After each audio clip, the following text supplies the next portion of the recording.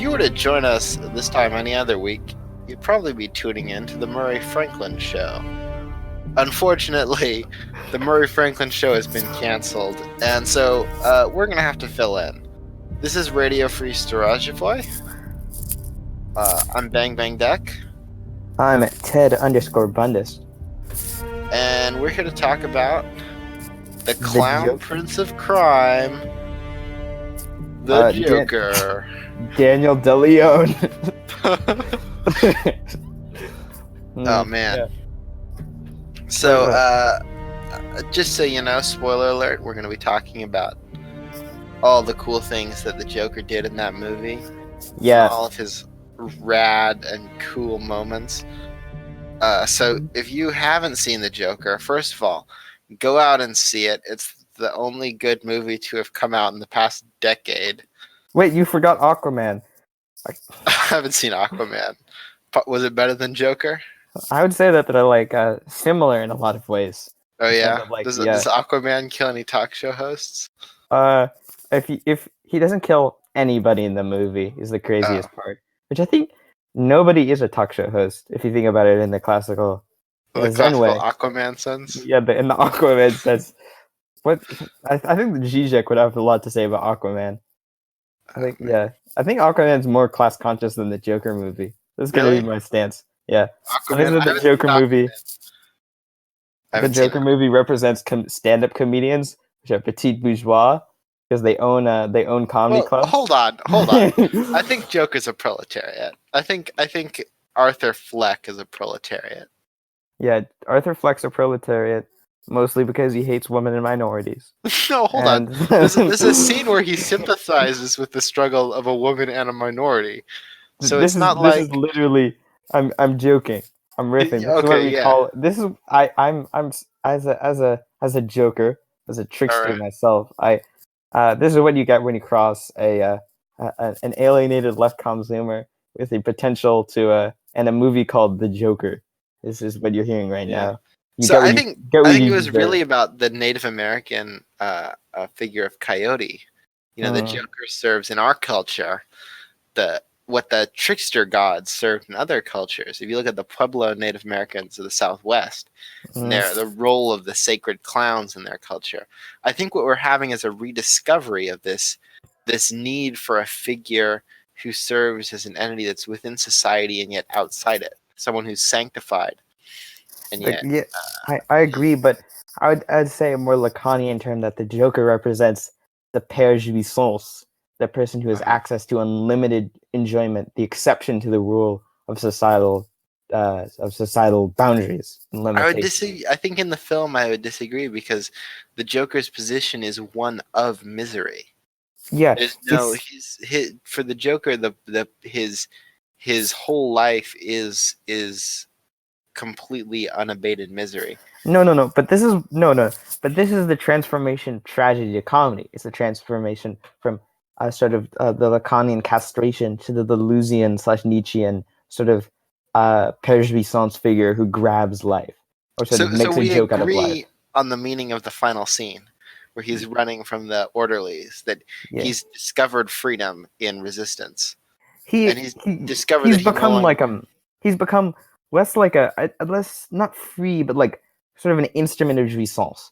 Like instead of like being like his only existence is in sort of radical transgressive enjoyment now.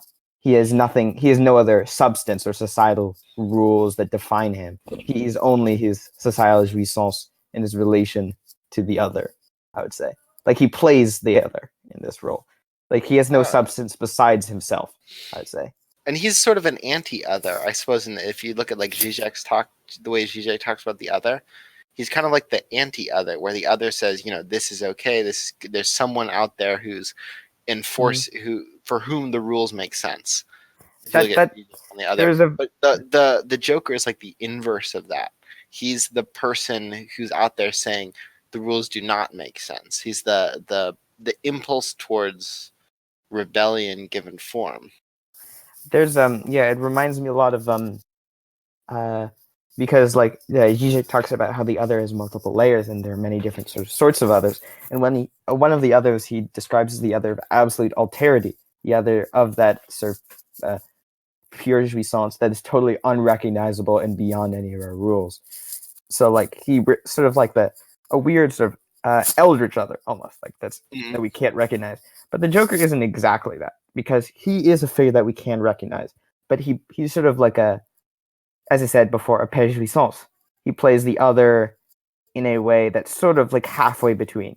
He's neither the total abiding other, and he neither is the total unrecognizable other of absolute alterity. And I think he sort of he is the other to the other in the way, the fantasized other to the other that escapes castration, which is talked about. One thing that's interesting to me is if you look at, I was reading a Zizek piece about Kafka, and how the Kafka, this specific story from Kafka, which is of the man who's looking for a final, like some authority that can decide his position. I guess a lot of Kafka stories are about that. But this guy's looking for, he's calling through like a phone bank, and there's no one who he can finally actually reach, because no one is actually empowered to make the decision that he needs to have made. He's kind of trapped in bureaucracy. And I think it's interesting that Joker kind of cuts through that using violence. Yeah, violence is the he's faced with the loss of his ability to function, the destruction of his medication, his access to therapy, his access to services. It represents the real breaking through the symbolic, the sort of the silent, sort of destructive, violent impulse that breaks through the societal net of transgressions and rules and all that sort of stuff. So at the end, we come to a sort of imaginary real, where it's the sort of eternal clown figure of the Joker, just a pure laughter, pure joy, combined with the violent real. And that's where we find that, if you look in the classic Borromean knot diagram, where we find the other jouissance, that sort of weird figure, is in the is between the imaginary and the real, which is a very important, So how serious are you? I'm sort of serious in my belief that the Joker is the representation of other jouissance in a sort of a societal form, which is represented by his ability to sort of break free of the name of the father of Wayne. If you remember that, like in the end, I think that like the movie is him trying to come to reckon with his paternal ancestry, and his eventual rejection of that leads to his placement of in the Borromean knot. He's a psychotic in the very classical sense, because he rejects the signifier. And that's the Lacanian look at the psychical profile of the Joker. Yeah, I mean, Marx says in German ideology that the beginning of consciousness is consciousness, that one lives in a society at all. Exactly. We live in a society, or unconsciousness. I think the Joker movie, I think Todd Phillips is, he's a comedian. I think this movie was clearly on some level written as like kind of a meme. Like, this is a movie about how the theme of the movie is that we live in a society, that we're impacted by society, that we're surrounded by society, that we cannot escape society. So I think, Todd Phillips is a comedy. He makes comedies. Not very good ones, to be honest. Not very good ones. But I think it's not outside of reason to assume that there's some kind of like authorial intent here to communicate this idea of social existence. I think it's a unconscious, the unconscious of the writer slipping through. Because I don't think he's. You think this mass media has somehow become this is very different from, like, say, Metropolis. You know what I mean? Where you have a mass media that reflects sort of a crypto-fascist bent. Cryptic even to the producers of that film. Absolutely, because what I think about the Joker, what I think it represents is like the best art doesn't reflect culture but absorbs it. I think Todd Phillips, when he was making the movie, did not intend to make a class conscious movie or a movie about like the Lacanian roots of psychosis or anything like that. What Todd Phillips was intending to make was a sort of rightful a sort of a vendetta against the wokes and the woke scolds and all those people. But what happened was he was subconsciously aware of the Joker as a figure and how the Joker related to modern society, because as any comedian will tell you have to read the room. And so he was sort of subconsciously reading the room, and he absorbed that. And what it produced was totally different from what was intended. And if you read the room, yeah, you can if you read the movie, you can find the true nature of it. Maybe it's not exactly the death of the author, but the death of the author's ego in the matter. That's an interesting perspective. I think, like all Batman villains, there's this weird thing with Batman, where Batman is so obviously fascist in so many ways. Yeah, and he's so rooted in like 1950s ideas of what the sort of the noblesse oblige of the wealthy was, and in 1950s ideas of mental health and mental illness, that when you have Batman in any modern setting, it's just such a strange and sort of contradictory position that you can't not read him as fascist in some sense. Yeah, it's impossible to not to. And because he's essentially, I mean, he's a fascist figure. His role is to prescribe what is sane, what is reasonable, what is right, and what is wrong. From the perspective of the wealthy, and stabilize society into a formalized order. Yeah. Yes. This is why I think it's important as leftists, well, not leftists, as people who desire the overthrow of capitalism, as the correct, to understand which Joker villains or which leftist which Batman villains or which correct political tendency. So let's start out. I'm gonna quiz you on this one. So I've drawn up a little list, and so. By the way, the only superhero I know very much about is Iron Man. All right, that's sort of cringe. Poison Ivy? What leftist tendency does Poison Ivy represent? Okay, so that's obviously social ecology. It's anarcho-primitivism. Okay, so yes, you can go with anarcho-primitivist, but I think she's into social ecology more, because the thing about anarcho-primitivists is they reject these things that make us human. And Poison Ivy is not necessarily a rejection of the human. She is, for example, has a human lover, Harley Quinn. And the important thing to remember... That's true, because all anprims, as we know, are also vol cells. Or zoophiles. Or zoophiles, yeah. I mean, what could be... They weren't all natural There's this idea of the rejection of the human, whereas I think Poison Ivy seeks to redeem the humanity. All right. Next up, we have the Riddler. We know that. Yes, the Riddler. Clearly post-leftist, because no one knows what post-leftism really is about. Is he a Stirnerite? Mm-hmm. Yes. You think he's a Stirnerite? Yeah, I see. He's a Stirnerite. Yeah. Man-Bat. Okay, so are you telling this to me? Yes. Yeah, I'm saying that Man-Bat is a post-humanist. Okay, that makes sense.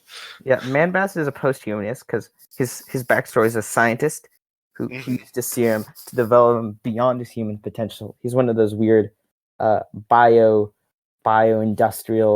technologicists who live like in a mixture of Kurzweil and like Darwin and stuff like that. He's like Jeffrey Epstein. Yeah, exactly. Without the Man-Bat, if he was real, would definitely be funded by Jeffrey Epstein. I think that's something we have to consider. Batman would also be funded by Jeffrey Epstein. Very much so. I'd like to see Bruce Wayne on those flight logs. Come on. Yeah, definitely. Although I think his taste in children runs a little more masculine. All right. Two-Face. That's a bad old joke. Two-Face. Two-Face is obviously a Strasserite, trying to hold both worlds in balance, but being completely incapable of doing so. Absolutely. That, or he's a liberal. Not that there's any difference between Strasserites and liberals. Is either But a Strasserite or a social democrat because he's trying to yes, be both a liberal and a socialist at the same time, trying to yes, be and both a fascist. you can see this by the symbol of the coin. You know, he's embody his he is. Oh no! Hold up, hold up. Mhm. Two-Face is the commodity form. Two-Face is the commodity form, which is which is His which symbol as we know, is money. Money is the yeah, signifier for the commodity. He has two faces. I guess use value and exchange value, but mhm. all right. I'm imagining like Joker talking to the commodity form in hospital, like you know, you want to know Yeah. how I got this exchange value? Christopher Nolan could not write character. Christopher Nolan is incapable of writing a screenplay to save his goddamn life. How about Mr. Freeze? Mr. Freeze. Mhm. Oof. I think Mr. Freeze is a. Oh man. Maybe what does Mr. Freeze want? Mr. Freeze wants to. He I just wants his think. daughter or something? Yeah, I think he wants. Yeah, I think he wants his daughter. Like, let me think about it. I'm looking him up on Wikipedia now. I don't know if Mr. Freeze is a leftist. I think. Oh yeah.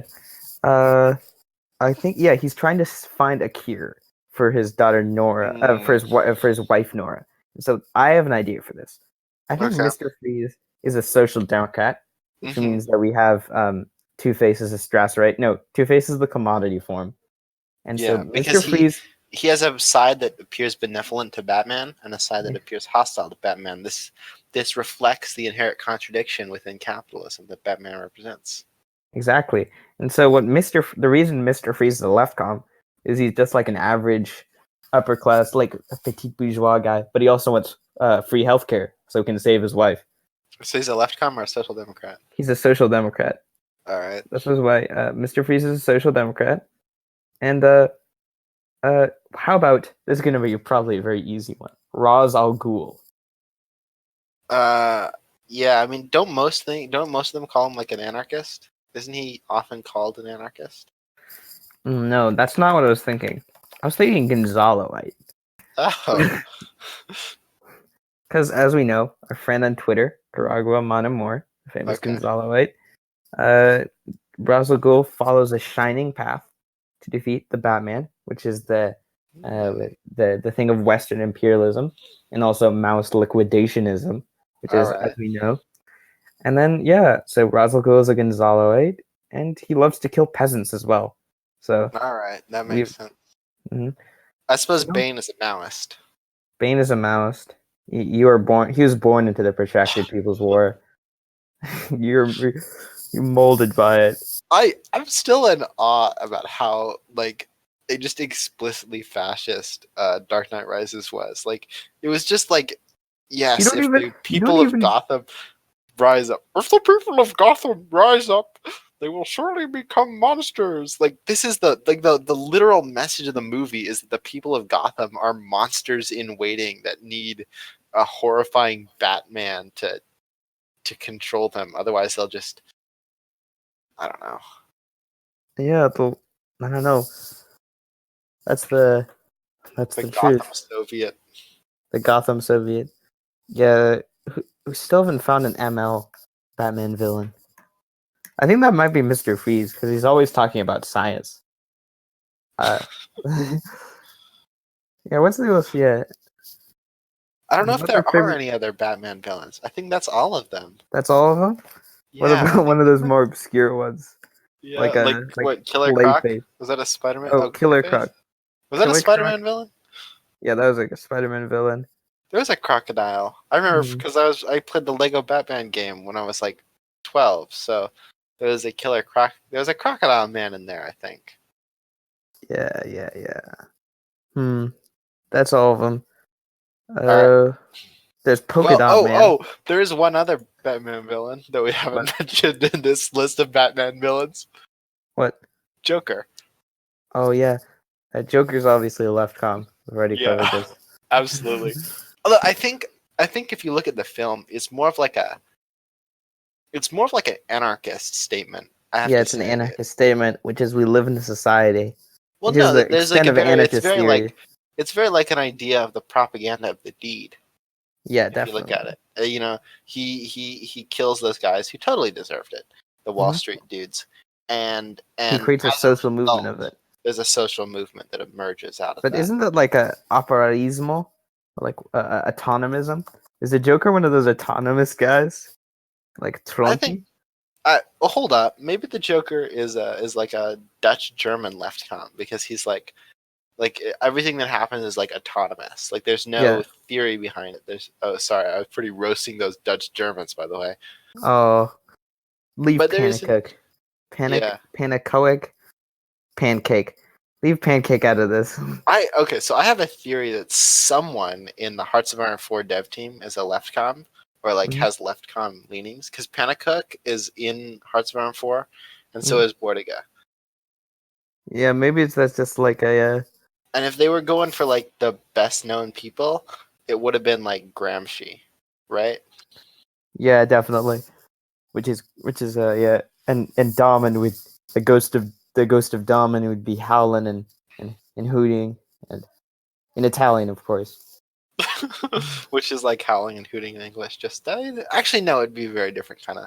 Yeah, there's a lot more like finger expression. Yeah, Italians are beautiful. Italy is lovely. Italy, I love Italy. You've been to? Yeah, wait. I don't think we covered enough of the fact that you went to France. Oh yeah, I went to school there for 3 years. In like what grade? What for college? Oh yeah, for college. That's pretty crazy. Do you know? Are you like fluent in French? I am not. They offered classes in English. I went sure. I've never been to France before. I'd been to France once, but like for a week vacation. I might go to France because their psychoanalytic bar is a lot less strict than it is in the U.S. Wait, really? Yeah, I think so. Because in the United States, the minimum amount of years it does, like total in academics, to get a psychoanalytic evaluation, this is absolute minimum, is like 10 years. Holy shit. There's nothing going to be a United States in 10 years. Yeah. That's why I'm moving to Romania. Oh, yeah. Christ. I swear, the Dacian Plain, that's Pennsylvania, that's going to be the last place to collapse. Yeah, exactly. It's either going to be that or Vermont. Yeah. No, I'm going to Maine, probably. Maine. Maine's so beautiful. Like, I've seen pictures of it. That's the place I want to go. I always like the north coasts of things. Mm-hmm. Like, like Pacific Northwest, Maine. You get me? Like I love that sort of like coastal northern weather where it's always foggy and misty and kind of rainy. Yeah, I got that because I live in the Bay Area, and I used to go out to the Headlands, and it's just beautiful out there. It's lovely. I was born in the Bay Area, moved to Seattle very soon after, and I think that gave me a love for all things misty and foggy. I think that would be the Joker's favorite weather too. It's very ambiguous. Very jokery. I'm just imagining the start of Skyrim, but all the people are the Joker, except for you. What's the? Hey, you. Yeah. You're finally awake. You were trying to. You finally realized that you lived in society. You finally woke. You're finally woke. All right. Hey, you. You're finally awake. You're trying to cross the border, right? You're trying to get into the Joker movie, right? Walked right into that FBI ambush, same as us, and that thief over there. Damn you, incels! The Bay Area was fine until you came along. America was nice and lazy. If they hadn't been looking for you, I could have stolen that car and snuck into Fast and Furious 10 by now. You and me, we should be here. It's these incels that America wants. We're brothers and sisters in binds now. Thief. We're all brothers and sisters in binds now. Thief. Shut up back there. Shut up. What's wrong with him? Watch your tongue. You're speaking to I don't know. Who's the king of the incels? Ian Miles Chong, the true high king. Ian Miles Chong? That guy on Twitter? Yeah. You're the leader of the incels, but they've captured you. Oh gods, where are they taking us? I don't know where we're going, but 10 days awaits. No, this can't be happening. This isn't happening. Hey, what village are you from? Movie sneaker. Why do you care? Uh, a nerd's last thoughts should be of home. Uh, Palo Alto. I'm from Palo Alto. They approach the village of would be a good military base. I don't know, Alameda. A soldier calls out to the lead wagon.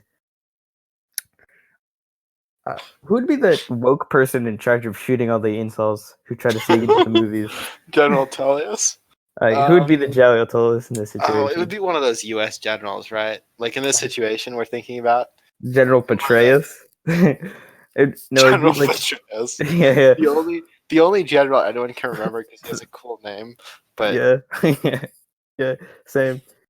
Can you imagine, like, General Petraeus? So, like, they named tanks after like generals, and they named like armored fighting vehicles after generals. But none of the generals have been like worth it. You know what I mean? Yeah, exactly. Like, who wants to go to war in like a M3A9 Schwarzkopf?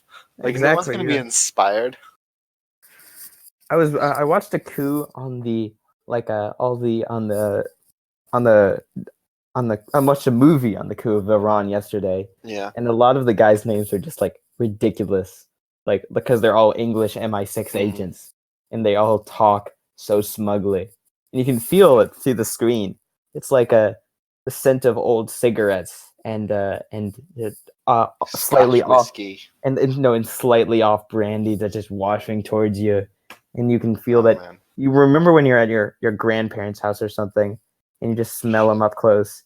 It's just like that smell, but like times 10. Like old people smell, but exactly. And those are the people who are responsible for like all the shit in the Middle East now because they turned over Iran, which just totally destabilized the region, just for oil, which is pretty crazy. Just for fucking oil. Just for fucking. It's just such a goddamn.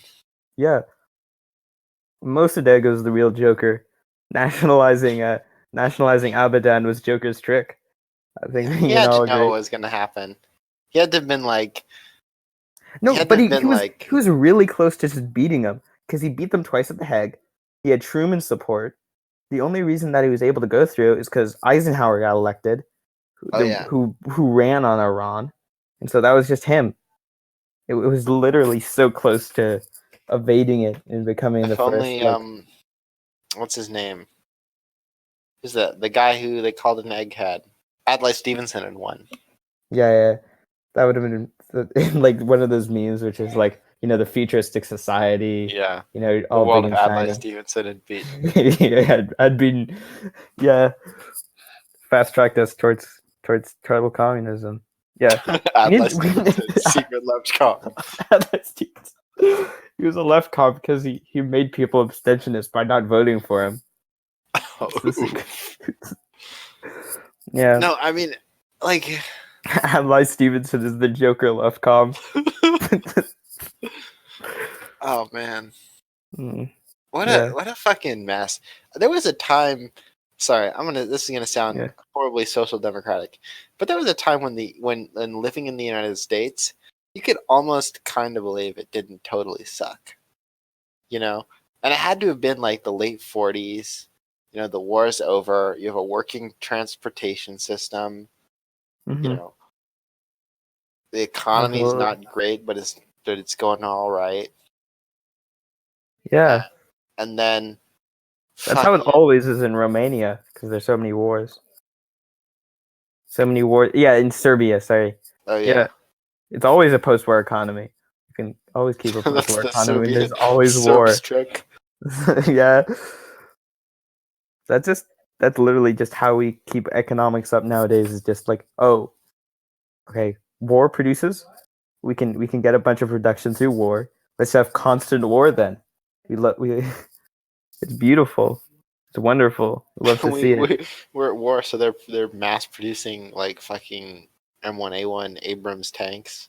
Yeah, they're all just ending. They just end up in like a fucking like warehouse in Illinois. Yeah, and I can't wait until a bunch of just like Zoomers just like kill the boomer, like just like not don't even kill them, just like pat them to the side, all the boomer security guards, and they have access to like 1,000 tanks and those weird malfunctioning The thing planes. is, everyone in the military right now is a Zoomer. Like, there's Yeah. no like, so like if you're joining the U.S. military, like you join and then it's like 2 years, and if you're not like completely stupid, that's it. You leave. Yeah, but to join But the military, there's a heavy portion of people who are, as we know, completely stupid. They're called ROTC kids. oh man, ROTC kids, God, I envy them so much to be able to just throw on that uniform and completely turn off your whole brain. I want to turn off my whole brain all the time. Man. Sometimes it's so tough being smart. It's so tough being the Joker. It's so tough. hard. It's so tough knowing that we live in this society sometimes. I wish. Yeah. That'd be a good movie, Joker versus the ROTC kids. You're Who would win in a awful, fight? The Joker, or a ROTC kid? Who will know? Oh man. The Batman's just a ROTC kid, I think. Dude, Batman would have been in ROTC if his parents hadn't been fucking shot in front of him and he left to go live in Tibet for a couple of years. Going to Tibet to live for a couple of years is just the rich person version of ROTC. It really is. Yeah. He learned the art of the Society of the Righteous Harmonious Fists. Yeah, he was in a group called the Society, and he still didn't understand that we live in a society. Batman is the society. Like he's like it's like the cover of Leviathan. Thomas Hobbes, like a bunch of people, but they're all making it into Batman. They would try to spin that as something like inspirational, like Commissioner Gordon. All of Gotham is with you, Batman. Batman. I believe. Yeah, literal. I just realized the more I think about it, the more Batman's just a straight up Hobbesian. Yeah. Well, it's such a relic of like that era of the United States when cities were so much more dangerous that the idea of having someone who was like, I'll protect people in the city, like it was like actually relevant. Like no one can live in the city in America anymore. I mean, have you been to downtown LA? It's like a concrete block. There's nowhere for anyone to live. LA scares me, bro. LA is just like, it's so like strange. It's like a huge sprawling wasteland of concrete and decadence. And LA is the second most existentially terrifying city in the United States. What's the first? New York? Las Vegas. Oh, Las Vegas is like, it's like being in Blade Runner but without any fun. Las Vegas is horrifying. Yeah. Las Vegas is like I saw the face. I went to Las Vegas a couple months ago. It was like I saw the face of God and it was weeping. Yeah. I drove through there once on like the way to go somewhere. Yeah. And just like I felt like I was sort of zooming through a graveyard, weirdly. Like, if that makes sense. Yeah. Like I was zooming through a neon graveyard. That's Las Vegas. It's a neon graveyard of America. It represents the pure and total death of labor and possibility and imminence sacrifice to the commodity. It's just that's it. Yeah. That's what we've devolved into. That's what Marvel movies represent. It's just any sort of artistic possibility. This sacrifice. I don't think there's been any films except for Joker, possibly, that have been really like artistic masterpieces in the past couple years.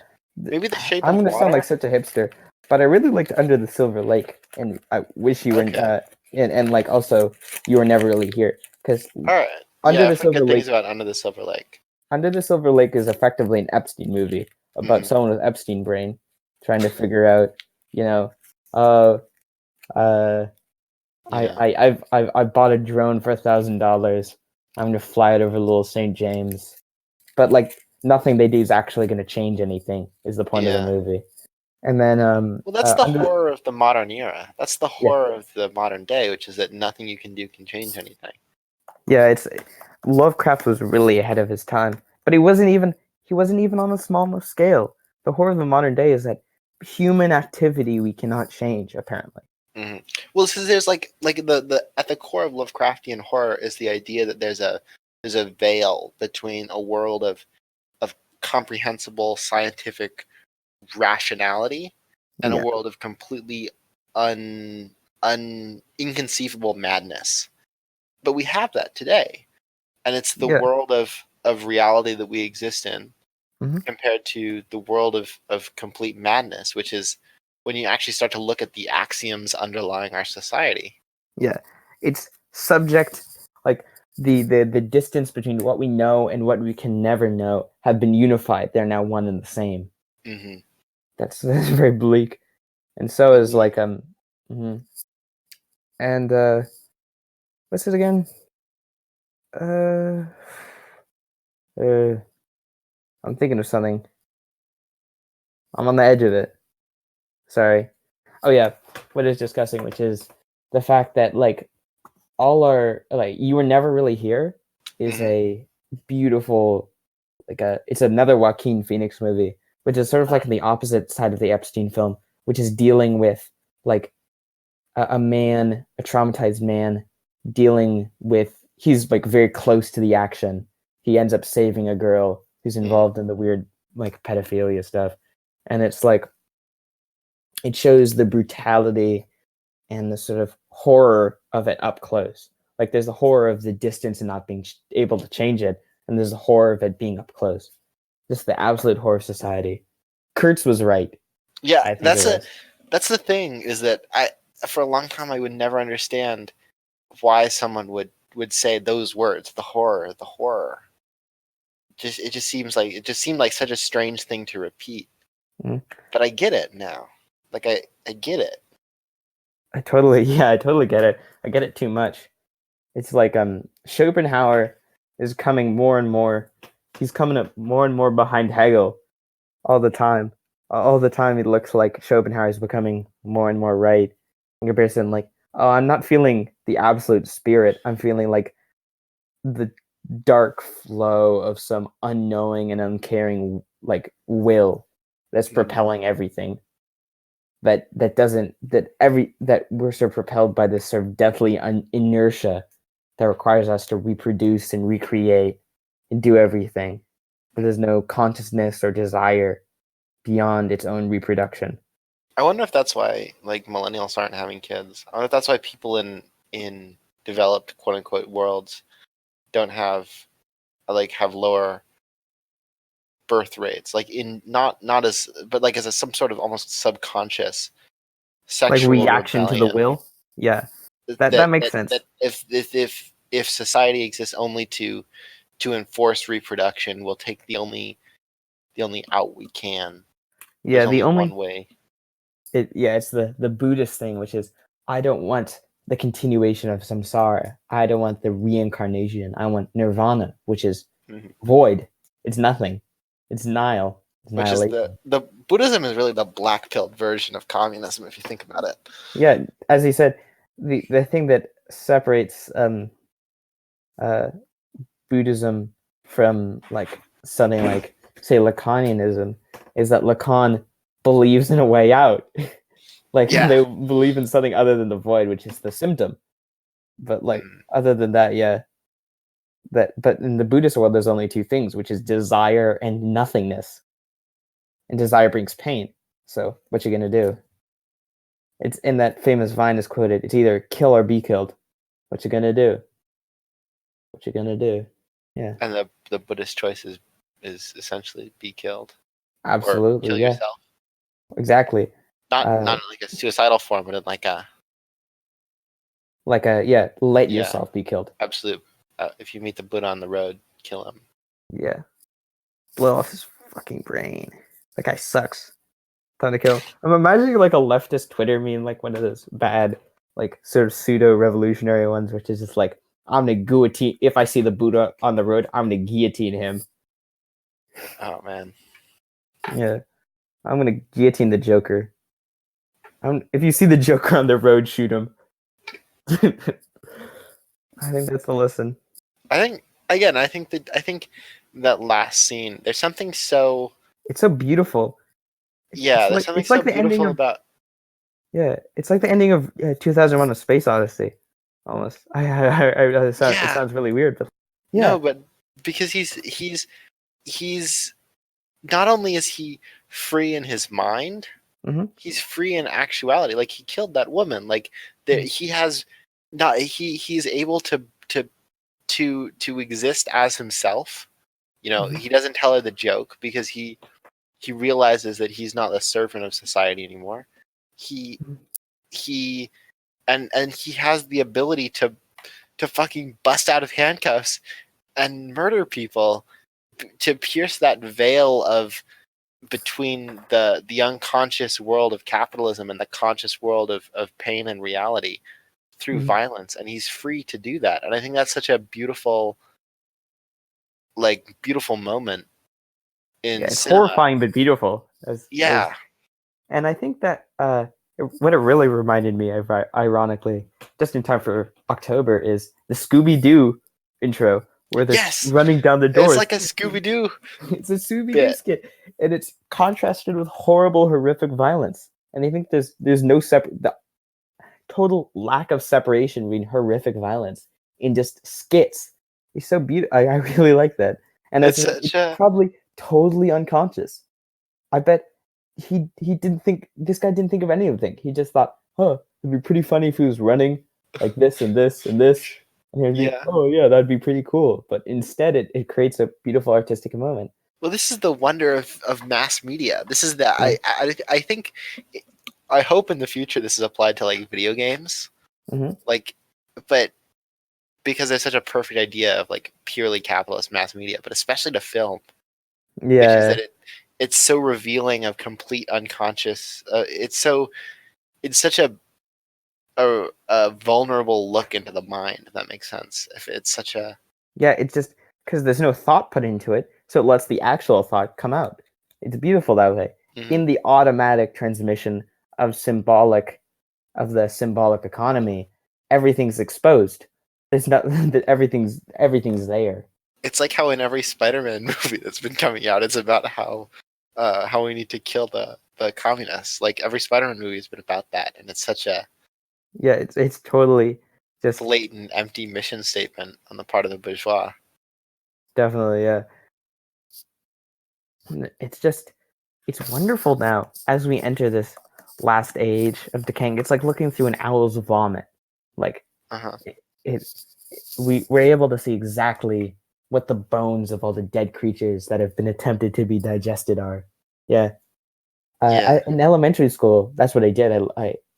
I went to a summer camp and we were looking at like owl, whatever they're called, Whatever droppings. there. No, but they're Oh vomit. yeah, the pellets. Yeah, and I found it ridiculously entertaining. I guess that's a sort of infantile, perverse desire, like enjoyment of like, oh, I can tell exactly what this owl ate. Like, there's nothing hidden. It's all there.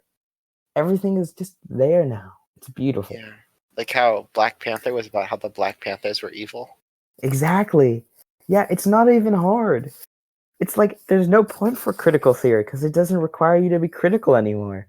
There's no There's no piecing or subtext. there's no piecing or real psychoanalysis because all the psychoanalysis that you'd have to do by tracing the little language and the little games of speech and tongue is just said blatantly. Yeah, I think there's a scene in Black Panther. This is why I brought it up. Is it where the villain is like yes, I must become Hotep, and there's a bookshelf, and there's a book by Frantz Fanon on the bookshelf, and it's like They literally have a book by Fanon. It's not it's even like like subtle. there's Yeah. no longer any notion of I think it was like it was the one with a very distinctive cover. Oh, you mean Wretched like of a the Earth or something. yeah, Wretched of the Earth, a beautifully written book, if my Yeah, memory serves me correctly. Fanon is one of the greatest authors of the 20th century. Yeah, definitely. And just even though he's a But nationalist, which is pretty cringe, he did do amazing so writings. Fanon was a big brained left com in some ways. Really? In which ways? Yeah, no, Fanon's position on colonialism was even in his writing, is understood to be a very like proximate thing. Like he was only in relation to he only supported quote unquote nationalism in relation to the the current scheme of the time. Oh, like yeah. Sort of he was the Riddler. He was always tricking and plotting. Yeah. Yeah. But no, Fanon was great, and yeah, I'll read more of him. I just read a bit of The Wretched of the Earth, and it Black was Skin, pretty great. White Masks is wonderful. Mm-hmm. But yeah, they just came out and said like, oh, Fanon is bad. Damn. I don't know if it was. I think it's Fanon. It was one of those great black authors. Yeah, like yeah, it reminds. Yeah, there's like it's just like spitting on the corpse of all of art. Is what it is. We're fucking the corpse of art. Is what we're doing. It's over. We're done. Like, there's no point. Any commentary on any sort of identity. What's it called? The Invisible Man has been supplanted by Black Panther. If we talk about a coming of age story, a young adult story, Portnoy's Complaint has been replaced by Spider-Man, which is also about two people shooting webs. Yeah, any sort of thing has been repeated as a farce, and then it's repeated as a tragedy again.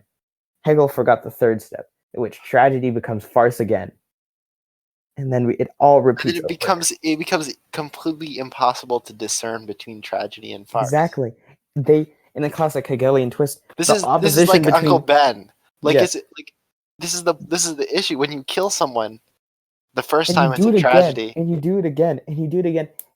It's like the Hegelian opposition of like, oh, these two opposites of tragedy and farce have resolved themselves in modern culture. We've gone past it now. There's no tragedy and there's no farce. It's comedy without laughter. It's tragedy without tears. Exactly. We're living in the age where all emotion has been cut off and lies rotting on the floor, is what we're in. And that's the age that the Joker emerges out of.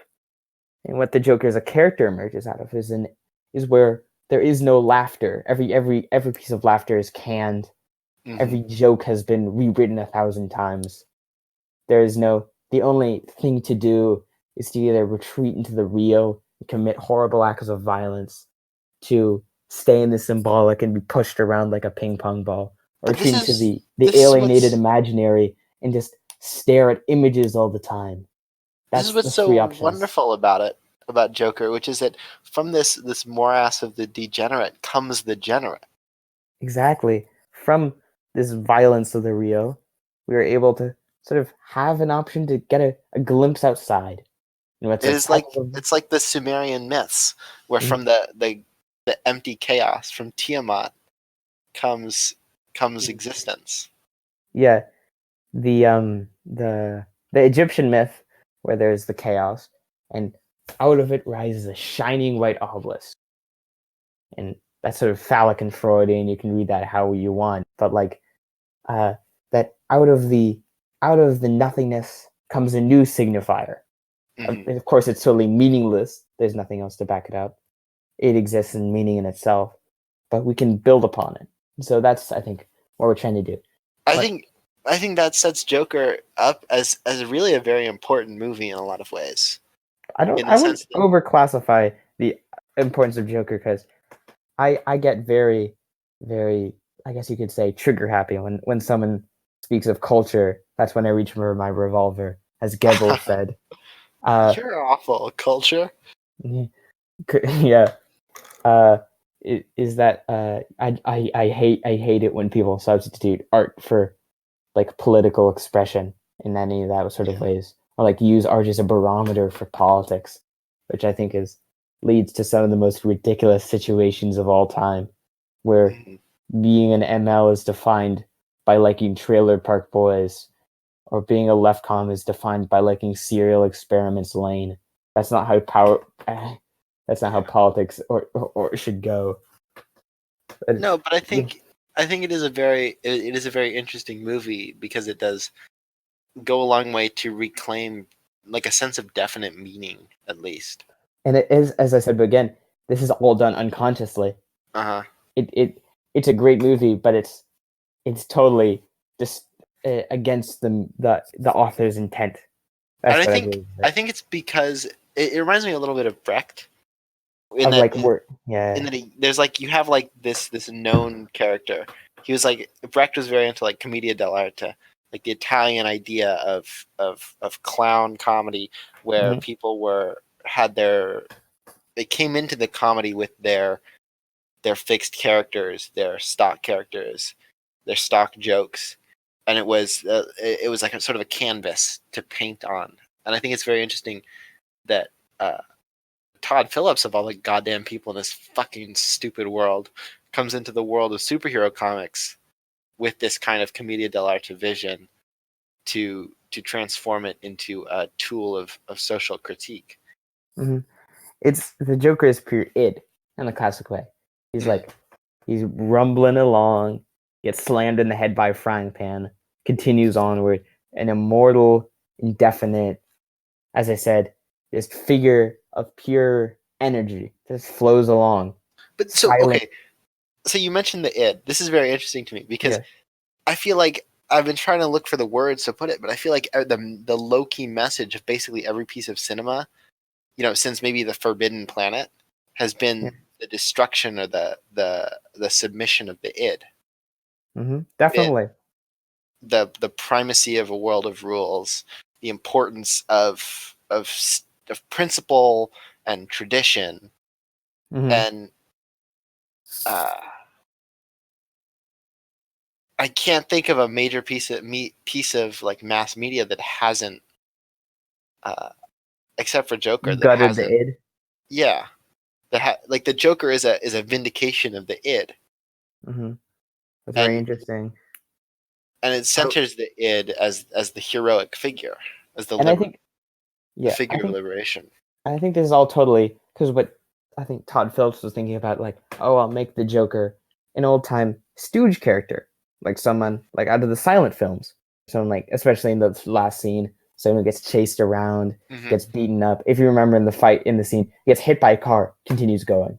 That's a classic sort of silent movie thing.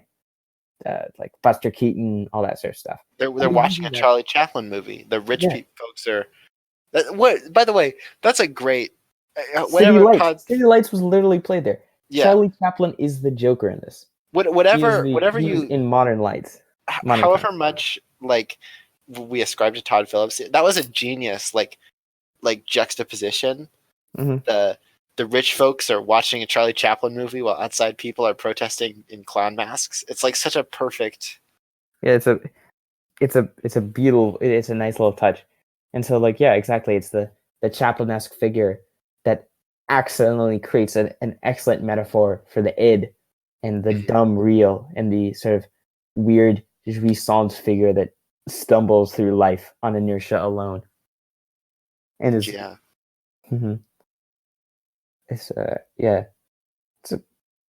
watch the movie.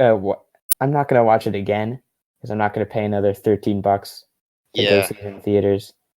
Plus, I spent like $10 on like talkies and a medium Coke. So yeah. But yeah, I'm probably gonna watch it again at some point. I see. Or just fucking act it out, man. Who do you think who's the most Joker-like character in Evangelion? I haven't actually watched Evangelion. Cringe. Get off. I know. All right, all right.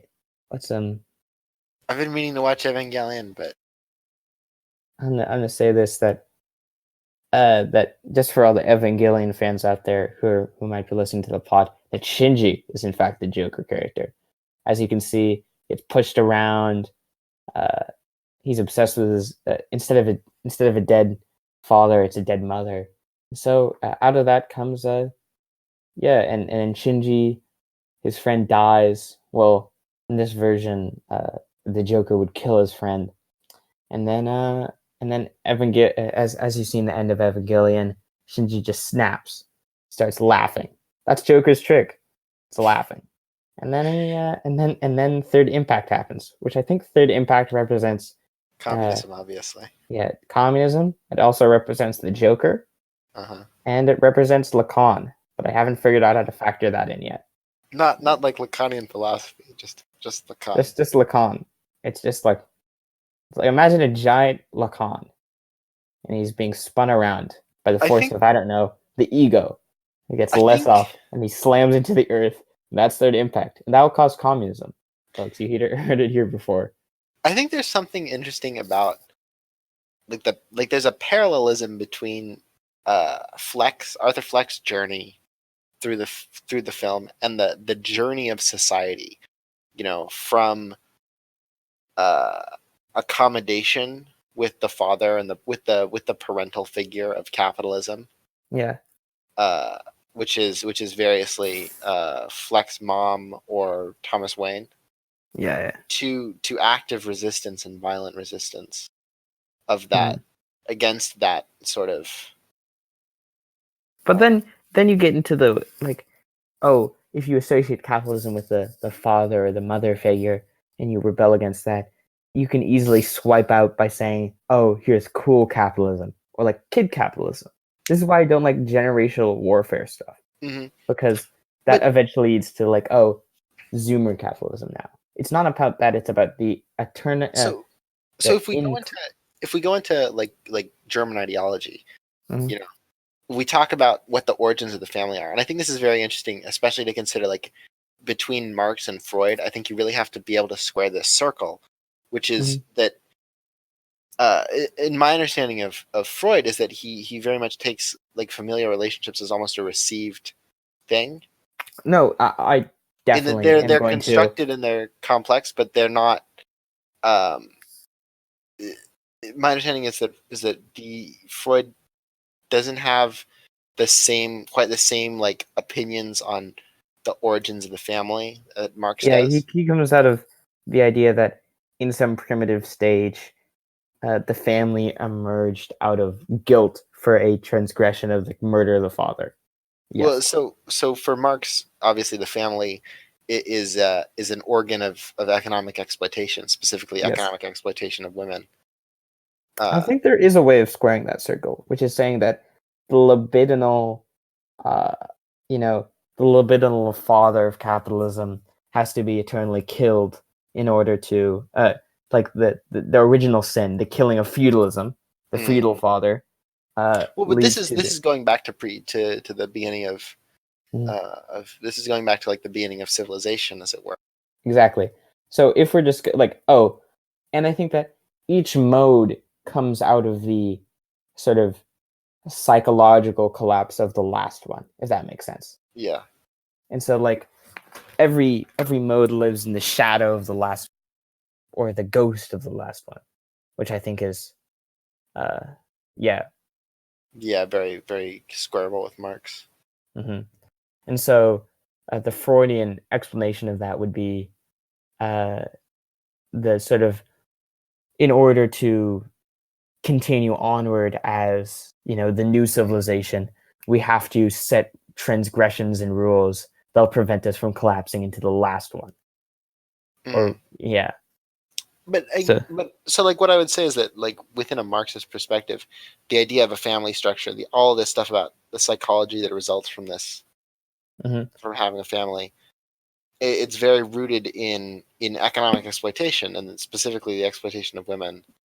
Definitely, and so when we say we have to kill the father to escape capitalism, in a certain sense, because the escape from capitalism isn't just the escape from capitalism.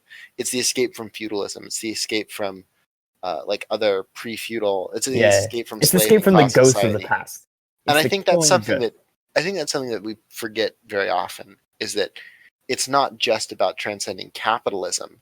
It's about transcending the past 6,000 years of human history, the tendency towards despotism and horrific senseless violence. Yeah. This total exploitation. Yeah, I think that's... And we have to pierce that veil, and because in a sense, in a sense, capitalism has transformed the entire proletariat into the feminine, into the and has It's transformed force femme the proletariat. It's in a sissified the certain sense. proletariat.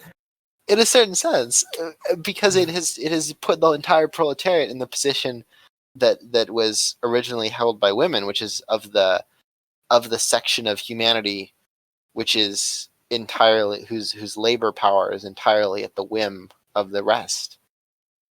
Mm-hmm. So you had this emergence of patriarchal groups, 6,000 years ago, which had the benefit of, as it were, of being able to exploit the labor of half of their society.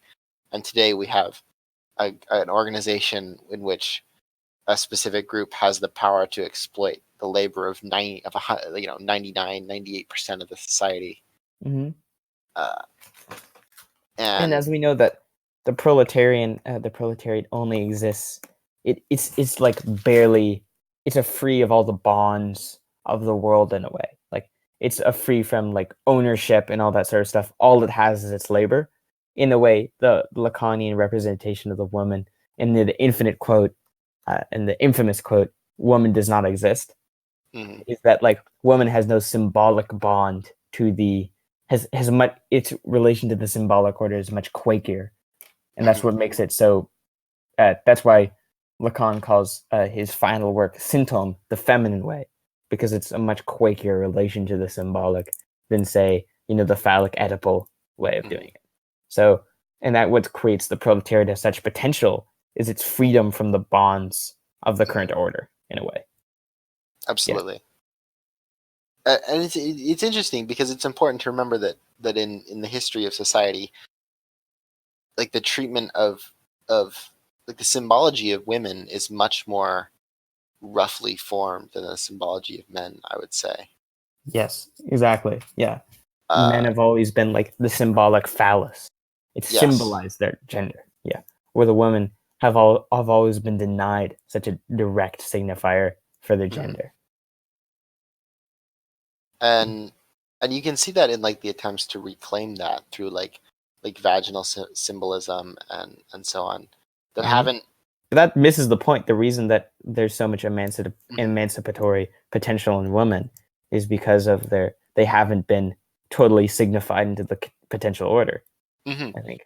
Yeah, which is that it's a bit like that, like sort of like attempting like the sort of the cishet gays thing where they super act like evangelical Christians, like Pete Buttigieg type people.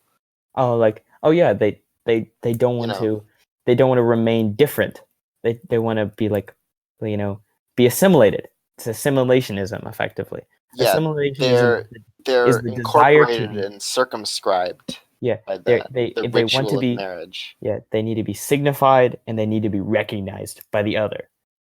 But that's not what emancipation truly means. What emancipation truly means is the ability to remain the other and not be to killed understand the emptiness of the other. Exactly, and definitely. Potentially identify with the role. Yeah. I don't know. Yeah. And so I think what's interesting about coming back to Joker, what's interesting in that light is that like we have this sort of sublation of the other almost. There's a rejection of the other in conflict with the other, in violent conflict with the other. But Joker doesn't make any claims to like there's no transformation of society. He recognizes the other and says, you and I are enemies. I think that is the meaning of the last scene, is that he'll fight the other. He'll fight that rule of symbolism. He's if to go to the four discourses, which would the Joker, would he represent the hysteric or the analyst? Would you say? The discourse of the hysteric, someone who relies on the other to gain their enjoyment, but still maintains or the person who is silent and cuts through the other through their silence. Would you say? I think the last scene speaks to the Joker as the sort of analyst discourse by refusing to tell the person the joke, by refusing to signify themselves, and they cut through them with violence, almost. Yes. No, I agree with you very much. That the Joker starts out as a hysteric, someone who tells a joke, is always sort of quaking in their relation to the other, quaking in their relation to society. But then as he moves on, he becomes the analyst, someone who, And Lacan says it himself, is that there needs to be, the discourse needs to be hystericized before it can be analyzed. And that's what happened to the Joker, is that he, like Arthur Fleck, hystericized the discourse, and then through his use as the Joker, he became the analyst of society, almost. It's interesting to compare it to like Network. I've never watched Network. So I wouldn't have seen it except that my philosophy professor told me I had to. So it's one of those 1970s films that philosophy people love, like They Live or something. Oh, They Live is not you're eating out of the trash can all the time. Yeah, no, Sorry, but it's like really that. I'm eating. We are I can't do eat out of the trash can all the time. I've had too much vodka to do Zizek. But so in Network, the guy, it's the I'm mad as hell and I'm not going to take it anymore.